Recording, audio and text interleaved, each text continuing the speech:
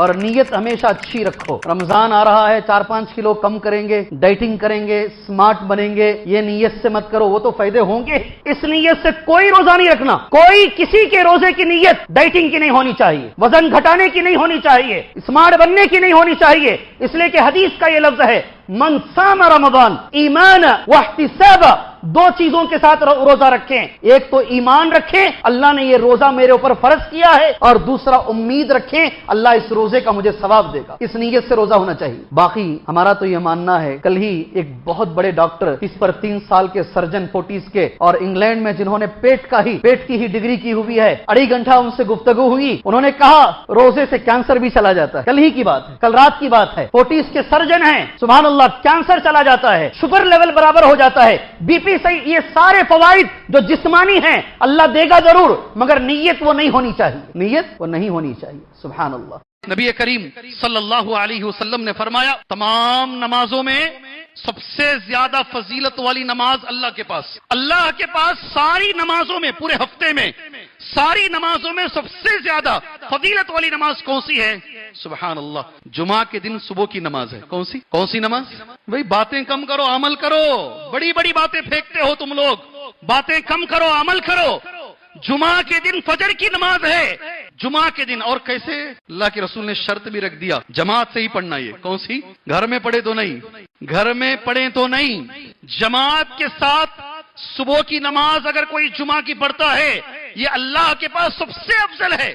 کتنی فضیلتیں, برکت والا وقت, رزق تقسیم ہونے والا وقت, فرشتوں کے حاضر ہونے والا وقت, سب سے افضل چیزیں اس میں ملتی ہیں. اللہ تبارک و تعالی ہمیں نماز فجر پڑھنے والا بنائے. ایک مرتبہ کوئی بندہ الحمدللہ بولتا ہے, اللہ کے رسول نے کہا جو ترازو ہے نا, نام اعمال کا جو ترازو ہے, ایک بار الحمدللہ سے ترازو نیکیوں سے بھر جاتا ہے. اللہ اکبر, بڑا جملہ ہے بھائی. میجرمنٹ کرنے والے کرو میجرمنٹ. ایک بار اگر کسی نے 2 جملے بول دیے, زبان سے سبحان اللہ بولا, ساتھ میں الحمدللہ بولا, یہ بولنے کے لیے کسی مدرسے سے فارغ ہونے کی ضرورت نہیں نا, وہ پڑھے تو بولنا.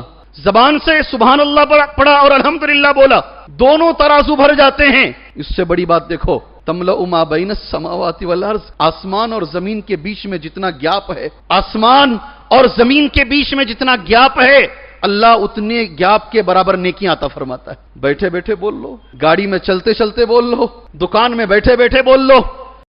شہر بنگلور کا ایک بہت بڑا روڈی, وہ ایک آدمی کو جان سے مارنے کا پلان کر لیا.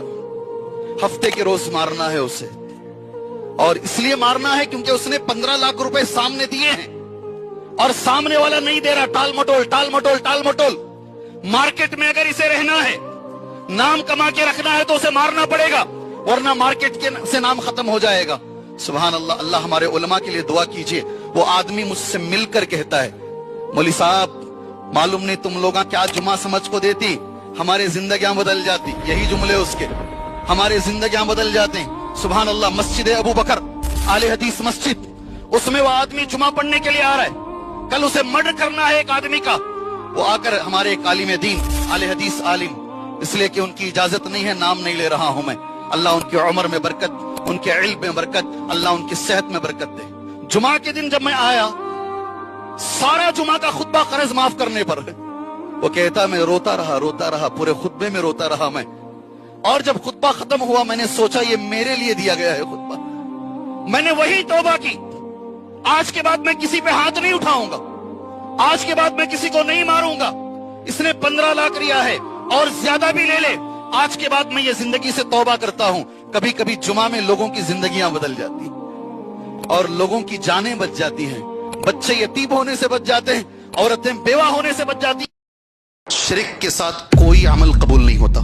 آپ حج کر لو, عمرے کر لو, جو کرنا کر لو, آپ شرک کے ساتھ کوئی عمل قبول نہیں ہوتا. قرآن مجید میں ایک جگہ پر, پورے قرآن میں 25 نبی ہیں. کتنے نبی؟